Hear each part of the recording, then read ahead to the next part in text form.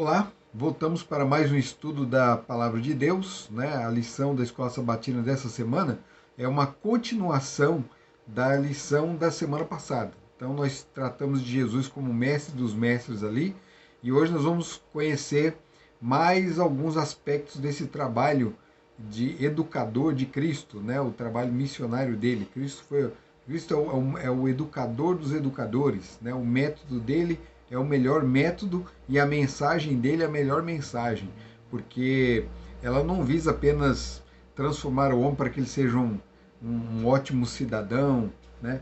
Para que ele consiga alcançar ali as suas ambições profissionais.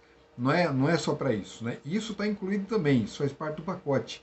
Mas o objetivo maior de Jesus é fazer com que a imagem de Deus seja restaurada no homem, a imagem que o homem perdeu, né? É salvar o ser humano. A educação de Cristo é a educação para a salvação.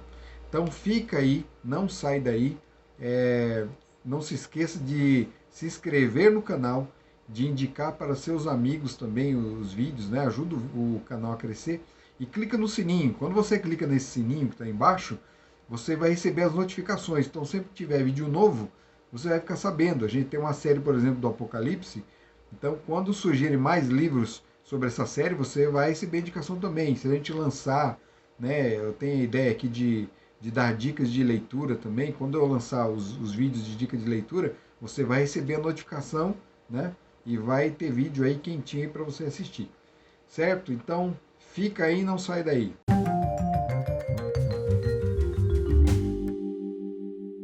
O tema da lição da Escola Sabatina dessa semana é outras lições do mestre dos mestres, né? Quando você começa a ler o primeiro capítulo ali do livro de João, no verso 38, você vai encontrar assim, os primeiros discípulos de Jesus chamando Jesus de Rabi, né? Você certamente já viu essa expressão na palavra de Deus, né, sendo pronunciada ali com referência a Cristo, e pode ser que vocês perguntem, o que vem a ser isso? Né? Por que Jesus está sendo chamado de Rabi? Né? Em outro momento foi chamado de Rabone. Né? O que significa essa palavra? Então a palavra Rabi, a palavra é uma versão grega de uma palavra hebraica, né, que significa mestre, né, que significa professor, significa pessoa importante, né, é uma pessoa que tem importância, que tem a relevância nessa questão do conhecimento. Então era a palavra que era usada, era um termo que era usado para identificar as pessoas que ensinavam.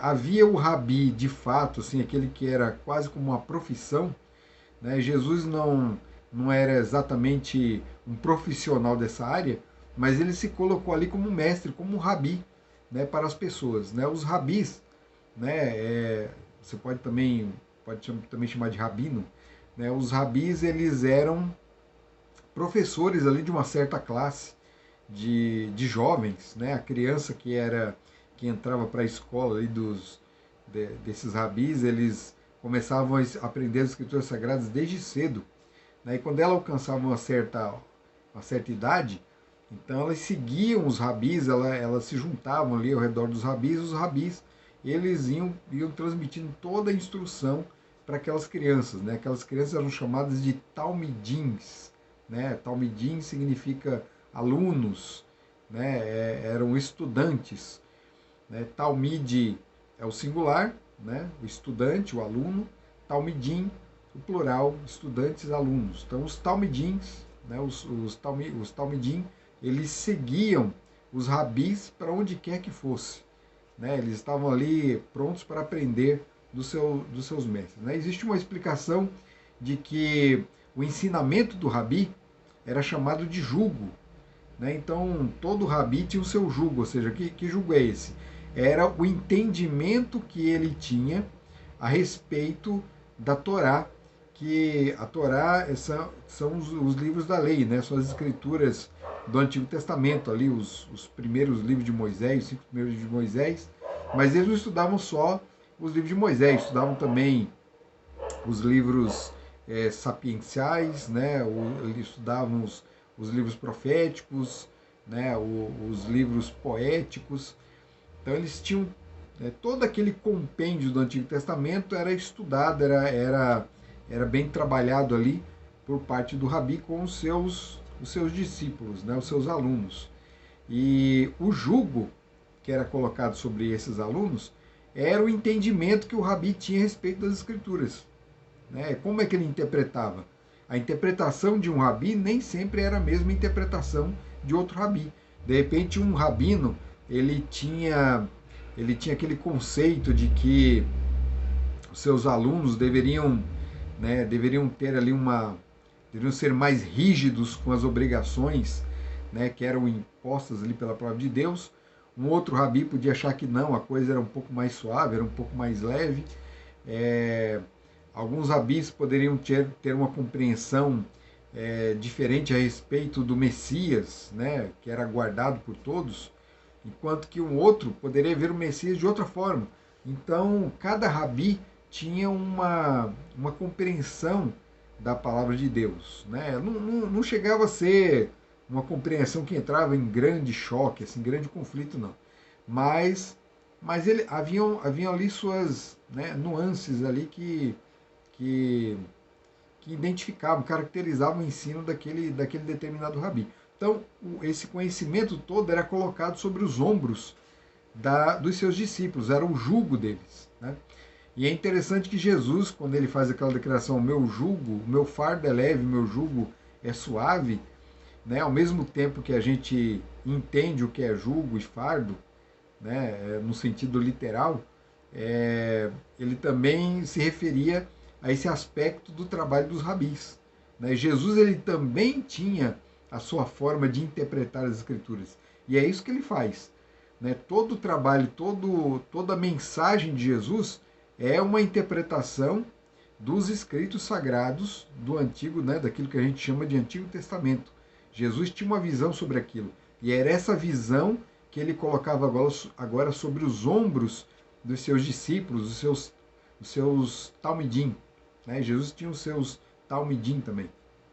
Então, o jugo de Jesus era diferente dos outros. Era um jugo suave, era um fardo leve, né? Trazia paz, trazia esperança, trazia força, consolo. Né? E uma diferença que existia entre esse trabalho de educador de Cristo, dos outros rabis, era que os outros rabis, eles tinham seus alunos, né, certamente ali havia uma remuneração, eles recebiam por isso, eram professores, né, e somente aqueles que tinham mais condições poderiam usufruir, né, do trabalho desses rabis. Pode ser que um outro rabi tivesse uma compreensão a respeito diferente disso aí também, mas Jesus ele não esperava somente os mais, né, ele não ia atrás somente daqueles que tinham condições. Jesus ia atrás de todos. Né? Jesus ele abraçava todas as pessoas. Na lição de hoje a gente vai ver então como é que Jesus trabalhava com as pessoas. Né? Como que ele trabalhava, como que ele dava com as pessoas. O primeiro exemplo que eu vou usar, você pode até estranhar, porque vai ser o exemplo de Adão e Eva. Mas Jesus nasceu 4.000 anos depois de Adão e Eva. Como é que ele poderia como é que Adão e Eva poderiam ser seus discípulos, né? Como é que eles poderiam aprender de Cristo? É uma coisa que você tem que ter em mente.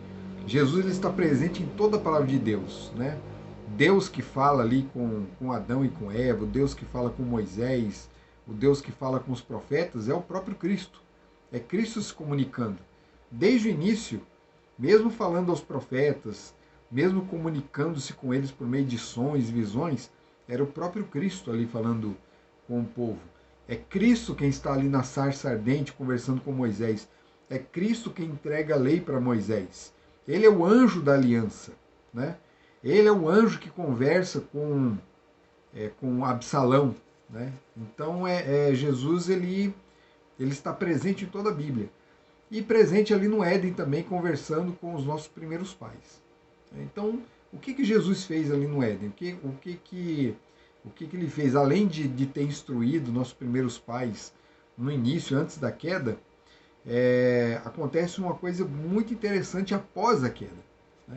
Então, a história é bem conhecida. Adão e Eva, eles transgrediram, né, o mandamento do Senhor, comeram do fruto que era proibido comer, e agora estavam experimentando uma nova realidade na vida deles. A glória que cobria os seus corpos desapareceu, eles perceberam que estavam nus e se esconderam.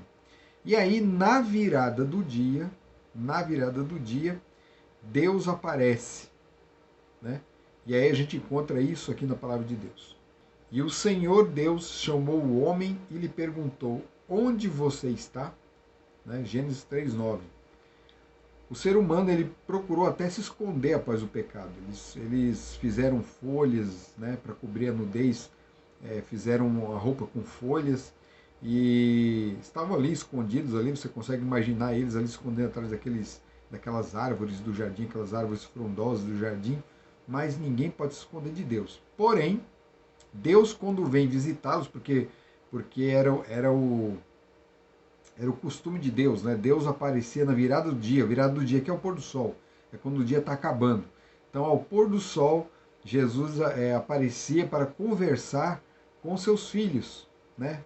Para trazer ensinamento, para trazer aconselhamento, para fortalecer os laços, né, entre eles. E os nossos primeiros pais estavam escondidos. Jesus, é lógico, ele sabe de todas as coisas, ele vê todas as coisas, ele é onisciente, onipresente, onipotente. Ele sabe o que aconteceu, sabe onde estão Adão e Eva. Mas ele aparece como se não soubesse de nada. E ele fala assim: Adão, né, onde estás? Onde você está? E aí ele fala, aí Adão vem e conta, né? Eu comi do fruto, fiquei envergonhado. Não. Adão aparece, fala assim que sentiu vergonha, se escondeu. Aí Deus pergunta: mas peraí, você fez aquilo que eu disse que não era para fazer? Porque para acontecer isso aí só pode ser isso, né? Você tem que ter me desobedecido. E aí ele começa a contar, né? Adão começa a contar a sua história, coloca a culpa na mulher, a mulher coloca a culpa na serpente e por aí vai. Mas o fato aqui da história, o que é interessante aqui na história é o seguinte: que o homem, ele se afastou de Deus e Deus foi procurá-lo. Quando Deus fala assim, onde você está? Ele está procurando, ele está indo atrás. Então o ser humano, ele procura se afastar de Deus, mas Deus não deixa ele em paz. Ele vai atrás, ele procura. Então esse já é o primeiro grande ensinamento aqui. Jesus, quando veio, ele fez isso. Porque ele veio já porque estava atrás da humanidade. A humanidade estava afastada dele. Ele veio lá do céu em busca do ser humano. E aqui na terra ele vai atrás dos seus discípulos, né, daqueles que seriam seus discípulos. Ele vai atrás de pessoas que têm problemas sérios com a sociedade, pessoas que estão afundadas ali no vício, pessoas que estão afundadas na prostituição, pessoas que têm problemas com dinheiro, problemas com a ganância, né? Poderosos, humildes, pessoas que passam pelos mais variados problemas, que estão ali desesperançados, mas Deus vai atrás deles. Alguns até procuram se esconder de Deus, alguns fogem dele, mas ele vai atrás. Então esse é o grande ensinamento aqui, né, que a gente tira desse episódio. O verdadeiro mestre, ele vai atrás do seu discípulo. O verdadeiro mestre. Então, da mesma forma como Jesus nos procurou, ele veio atrás da gente, nós temos também uma obrigação moral de ir atrás de outras pessoas que não têm o conhecimento de Deus. Deus nos usará como instrumento para alcançar outras pessoas. É isso que ele quer. É isso que ele quer. Porque ele poderia aparecer para todos.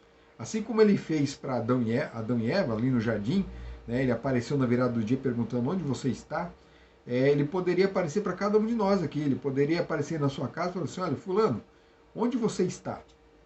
Cicrano, onde você está? Ele poderia fazer isso. E ele às vezes faz. Mas ele procura trabalhar com o ser humano. Ele nos alcançou e agora ele nos usa como instrumento para alcançar outros. E certamente você, assim como eu, fomos alcançados por outras pessoas, né? eu fui evangelizado por alguém, né? E você também, certamente foi, você que já aceitou Jesus, foi evangelizado por alguém. Se você não foi, está vendo o vídeo pela primeira vez, então Deus está me usando para alcançá-lo. Né? Até por meio dessas ferramentas digitais aqui, Deus pode alcançar o ser humano. Então, o objetivo de Deus é alcançar o homem, é buscar, é ajudar o quebrantado, é fortalecer aquele que anda debilitado. E o nosso trabalho é fazer a mesma coisa. Então, vamos aprender com o mestre, porque não adianta nada a gente estudar sobre os métodos de Jesus e não colocarmos esses métodos na nossa vida, como prática em nossa vida. É tudo em vão. Se a gente ficar ouvindo tudo isso aqui só achando bonito, é tudo em vão. Né? O objetivo de Deus ao trabalhar conosco é que nós façamos também o mesmo trabalho que ele fez. Né? Nós temos que fazer as obras que ele fez também. Então, esse é o primeiro exemplo. Adão e Eva foram alcançados por Deus. Um outro exemplo aqui, esse sim dos dias de Jesus encarnado, é o da mulher fenícia. Né? Jesus, ele, nas suas andanças, foi para a terra foi para Tiro e Sidom, e ali nessa região ele acabou, ele estava, na verdade, estava até se escondendo, porque João Batista já havia sido morto e haviam pessoas já tramando a morte dele. Ele não estava se escondendo com medo. Acontece que Jesus era cauteloso e tudo deveria se cumprir no momento exato. Né? Para você entender que não existe predestinação no trabalho de Cristo aqui na Terra, mas existe um trabalho de colaboração entre ele e o Pai. Ele guiado pelo Espírito Santo, fazia as coisas aqui, procurava fazer com que o tempo dele não fosse antecipado. O tempo dele, que eu falo, o tempo da morte dele. Jesus ele tinha que cumprir ali um período de ministério e morrer no tempo exato da Páscoa, para que tudo se cumprisse conforme foi dito nas profecias. Então, é uma colaboração de Jesus com as Escrituras e com Deus, com o Espírito Santo. É um trabalho em conjunto. Então, não há predestinação nessa história. O que existe é providência divina. É Deus atuando na história e auxiliando o homem para que os planos dele possam se concretizar no homem. No caso aqui, os planos dele se concretizarem em Cristo. E Cristo, então, ele encontra uma mulher nessa região que era uma região bem afastada ali do povo de Israel. Né? As pessoas que viviam ali eram pessoas de uma cultura totalmente diferente, eram pagãos. E uma mulher que sabia da fama de Jesus, a fama de Jesus já havia chegado até ela tinha uma filha endemoniada em casa, uma filha que sofria muito. E ela correu, quando ela soube que Jesus estava por ali, ela correu até Jesus e, num primeiro momento, Jesus evita, né, o contato com ela. Não porque ele não quisesse contato com os incrédulos, né, com os pagãos, mas porque ele queria ensinar os seus discípulos a forma correta de tratar aqueles que não eram do povo de Israel. Jesus queria mostrar para eles que essas pessoas deveriam ser recebidas no reino. Então, no primeiro momento, ele age como um judeu comum. E aí a mulher insiste. Né? Por conta disso, a mulher insiste. Jesus fala para ela o seguinte: olha só, eu não posso cuidar de você agora, porque eu vim para os meus filhos aqui. Então, eu não posso deixar de dar a comida, né, para os meus filhos. Né? Eles é que têm que comer primeiro. Né? Jesus declara o seguinte para essa mulher: deixe primeiro que os filhos se fartem, né? Isso se referindo aos judeus, porque não é correto pegar o pão dos filhos e jogá-lo aos cachorrinhos. Ou seja, Jesus estava chamando os gentios de cachorrinhos aqui, nessa história. A mulher respondeu a ele: Senhor, os cachorrinhos debaixo da mesa comem das migalhas das crianças. Então Jesus disse à mulher: por causa dessa palavra, você pode ir, o demônio já saiu da sua filha. Jesus ficou impressionado com a fé daquela mulher. Ela não sendo judia, mas ela se contentava com... ela sabia que as pequenas bênçãos que poderiam recair para ela, que era indigna, totalmente indigna, porque ela não era do povo de Deus, não era da igreja dos judeus, né, da religião dos judeus, mas ela sabia que poderia um pouquinho das bênçãos já seria o suficiente para cuidar da vida dela e da filha dela. Ela sabia que era o suficiente.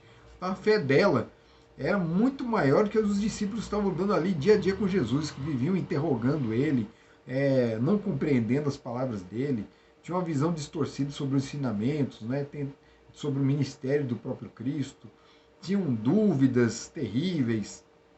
Então a mulher demonstrou ter muito mais maturidade espiritual do que os próprios discípulos de Jesus. E Jesus abençoou a mulher, mesmo ela não sendo do povo de Deus, porque o objetivo de Deus desde o início é que a luz, desde o início, quando eu falo, é desde o início mesmo, é desde o início, desde o princípio da criação. Né? O objetivo de Deus é que a luz do Evangelho alcance todas as pessoas. Nunca foi o objetivo de Deus que a luz ficasse só com os judeus. Jesus escolheu um povo, o povo judeu, para que eles levassem a luz ao mundo, mas eles não cumpriram esse papel. Então, na nova dispensação, né, os judeus ainda tiveram tempo para aceitarem Jesus, mas como eles rejeitaram de vez, então Deus agora transfere toda essa responsabilidade, o peso desse trabalho para os gentios que estavam ali absorvendo a religião de Cristo, né? Que haviam aceitado.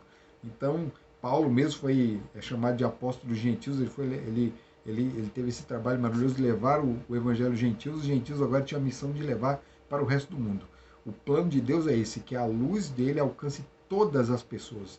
Não existe isso de indigno, não existe isso de pessoa indigna, não existe isso de pessoa que não possa alcançar o evangelho, não possa receber.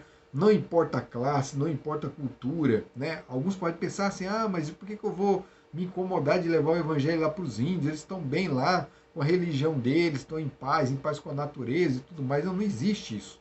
O evangelho tem que chegar para o índio, tem que chegar para o aborígena, tem que chegar para o budista, tem que chegar para o shintoísta, para o islâmico. O evangelho de Cristo, o verdadeiro evangelho, tem que alcançar todas as pessoas. Todas devem receber o evangelho.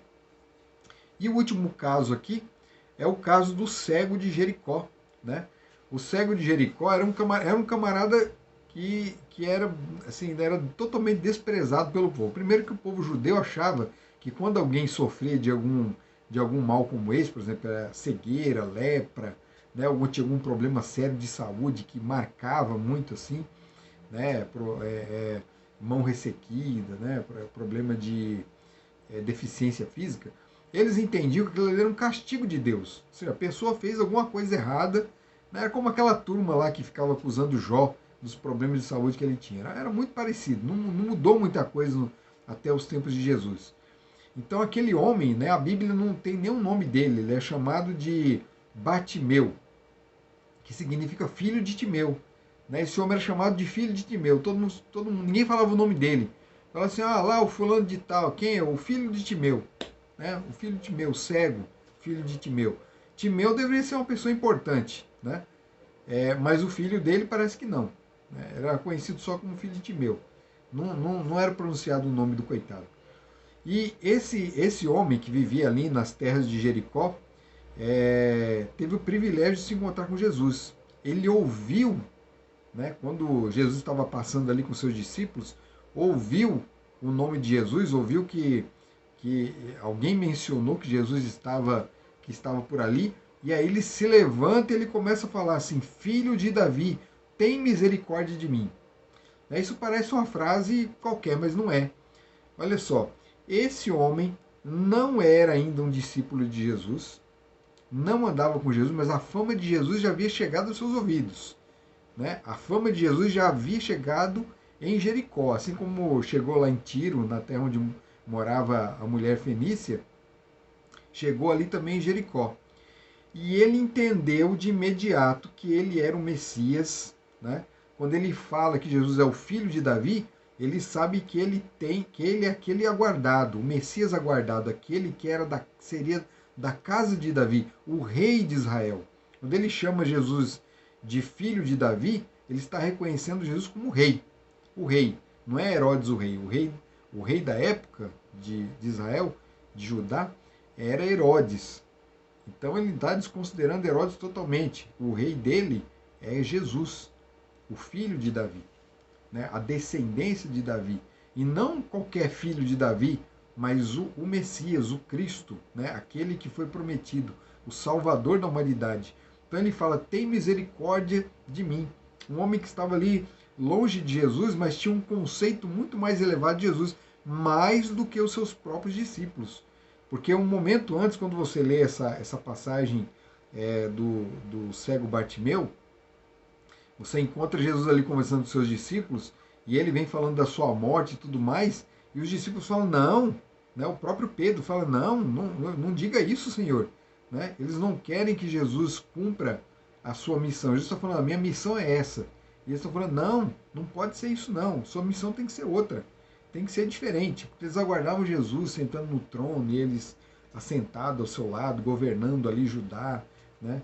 E depois a própria terra, porque todas as nações, na verdade, seriam subservientes ao reino de Judá. Essa era a noção que eles tinham do reino do Messias. Quando Jesus começa a falar como seria o seu reino de fato, eles falam, não pode ser isso não. Agora, esse homem aqui, à distância, ele tinha outro espírito, né? Entendia que Jesus, o Messias, o filho de Davi, ele era salvador, e ele fala, tem misericórdia de mim. E aí, quando Jesus escuta isso, né, ele insiste, né, ele continua gritando, Jesus fala assim, tragam ele até aqui. E aí levam o homem até lá e falam assim, o que você quer? Né? E a conversa deles é essa. O que você quer que eu lhe faça? O cego respondeu, mestre, que eu possa ver de novo. Então Jesus lhe disse, vá, a sua fé salvou você. E imediatamente passou a ver, e foi seguindo Jesus estrada fora. Né? Aquele homem, que maravilha, né? Jesus, ele cura as vistas daquele homem, a primeira coisa que ele vê é o próprio Cristo, o Salvador. E dali em diante aquele homem começou a seguir Jesus. Né? Jesus foi embora de Jericó, ele foi atrás, ele foi junto. Se tornou o seu talmidim, né? O seu discípulo, seu talmide, né? Seu talmide. Talmidim é no plural. Se tornou o seu talmide, né? O seu discípulo, o seu seguidor. E isso mostra que o trabalho de Jesus é alcançar pessoas. Esse ensino dele, o objetivo da educação, né, o alvo da educação de Cristo, é alcançar pessoas e restaurar as pessoas, porque todas as pessoas foram restauradas. Quando ele alcança Adão e Eva são restaurados. Quando alcançam Jacó é restaurado, ele se torna Israel. Quando ele alcança aquela mulher, a mulher tem a sua filha curada, né? O demônio que atormentava a vida daquelas duas é expulso. Quando ele encontra o cego passa a ver. Então o objetivo de Jesus é restaurar o homem em todos os sentidos. É lógico, Jesus curou todos os cegos? Não curou todos os cegos. Mas todos os cegos que entraram em contato com Jesus, ainda que não tenham sua visão curada, ainda que não tivessem sua visão curada, mas eles tiveram a vida restaurada, eles tiveram o caráter restaurado. E esse é o mais importante de tudo. Né? A vida restaurada, o caráter restaurado. Esses que não tiveram, né, a oportunidade de ter assim um defeito físico curado, né, um problema de visão, esses ressuscitarão com um corpo incorrupto, né, um corpo sem mácula. Então, se eles não tiveram agora seus problemas de saúde sanados, naquele dia eles terão um corpo são. E serão sãos completamente, né, de corpo e de espírito. Né, eles terão um caráter restaurado à semelhança de Deus, né, do caráter de Deus. Que Deus abençoe você. Continue aí nessa jornada estudando a palavra de Deus e faça essa experiência. Ande com Jesus, né? Grite por Jesus como o cego Bartimeu, peça misericórdia dele e certamente você alcançará. Deus abençoe. Até o próximo vídeo. Tchau.